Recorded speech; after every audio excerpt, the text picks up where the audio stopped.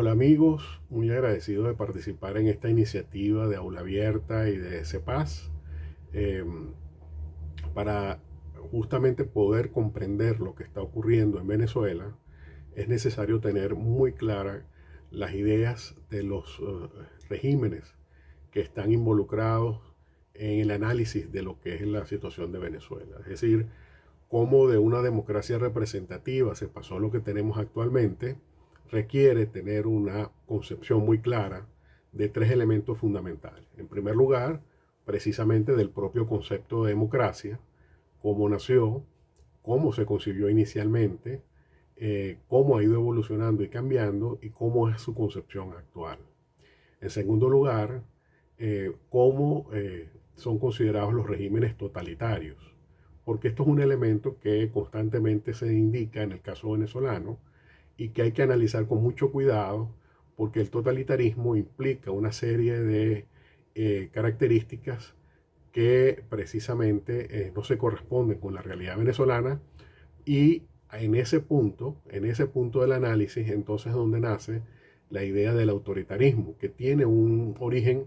eh, propio, bastante reciente, y que debe conocerse para entonces poder comprender cuál es la diferencia entre un régimen autoritario y un régimen totalitario, ¿no? Y en ese sentido es muy importante comprender cómo de los análisis más recientes se ve que la idea original de autoritarismo, que en principio era sinónimo de dictadura, ha ido cambiando, y cómo ese cambio se ha derivado justamente de la evolución de los regímenes democráticos. Es decir, la nueva idea del autoritarismo nace ahora de cómo el propio régimen democrático puede servir de medio para que el autoritarismo nazca o más propiamente renazca con características propias que deben ser analizadas. Entonces, como ven, por eso es que es muy importante conocer la diferencia entre estos tres términos que he señalado para poder hablar apropiadamente de lo que ocurre en Venezuela y poder calificar con la propiedad correspondiente de qué trata lo que está ocurriendo aquí. No se trata en lo absoluto de hacer un análisis exhaustivo, porque eso correspondería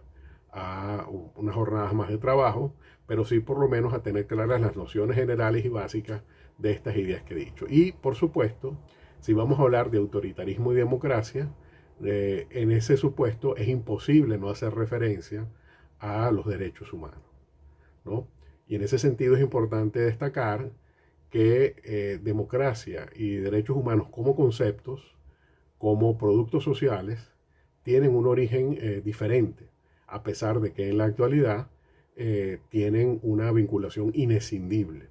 Entonces, en ese sentido es importante tener claro cómo los derechos humanos tienen su propia conceptualización, tienen sus propios orígenes y tienen su propio desarrollo, y que la democracia ha tenido que asumirlo como un elemento propio, a pesar de también de derivar de un proceso social e histórico diferente. Por eso la relación entre democracia y derechos humanos es importante considerarla, porque al final la relación entre estos dos van a determinar una concepción del Estado y de la sociedad completamente diferente a la que se tenía, por ejemplo, cuando se crearon los estados liberales en el siglo XVIII.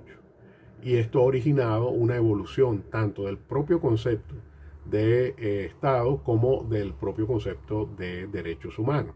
Y por eso es importante tener claras las ideas sobre cómo esa relación ha influido en la evolución de la normativa que regula todo lo concerniente a la protección del ser humano.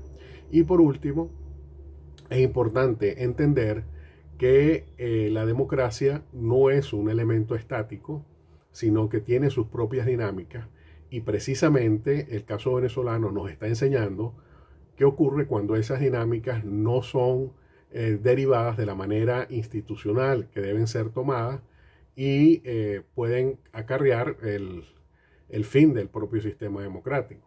Entonces, para eso pues es importante tener claro cómo se interrelacionan los derechos humanos entre sí, y para esto es importante también analizar muchos de los mitos que existen en ese sentido sobre si es cierto o no que existen tensiones entre los mismos derechos humanos, entre los de primera generación y los llamados, mal llamados de segunda generación, eh, porque justamente de esas debilidades conceptuales se valen los elementos antidemocráticos para generar una diferencia que no son reales y sobre todo que no se corresponden con la naturaleza propia ni de la democracia ni de los derechos humanos.